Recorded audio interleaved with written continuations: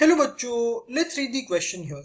The question says cellular totipotency is demonstrated by option A all eukaryotic cells, option B only bacterial cells, option C only gymnosperm cells और option D all plant cells. तो जो की concept हमें इधर समझना पड़ेगा is what exactly is the term cellular totipotency. Cellular totipotency का basic मतलब ये होता है कि एक ऑर्गेनिज्म में there is the presence of certain cells wherein one cell can give rise to an entire organism. So the property or the ability of a cell to give rise to an entire organism is called cellular totipotency. Cellular totipotency as such is seen only in case of plant cells. सिर्फ plant cells ऐसे हैं जिसमें एक cell can give rise to an entire organism.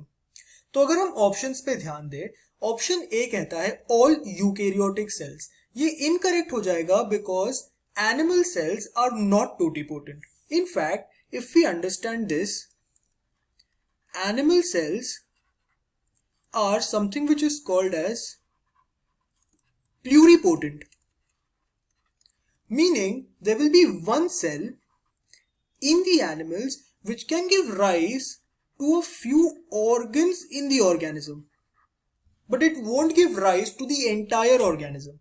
So animal cells are called pluripotent. That's why all eukaryotic cells cannot be classified as totipotent. If we talk about bacterial cells, bacteria also shows very reduced ability of totipotency. So bacteria में भी totipotency नहीं देखा जाता है. Only gymnosperm cells. Now the word only here is incorrect because every plant cell can show totipotency. So only gymnosperms showing totipotency is also incorrect. All plant cells can show totipotency. That's why option D becomes the correct answer for this question. We'll summarize what we've done in this entire question. First, we understood what is cellular totipotency. After which, we studied the term pluripotent, which is referred to animal cells. And then we also discovered that cellular totipotency is generally seen in case of only plant cell, making option D, all plant cells, as the correct answer for this question.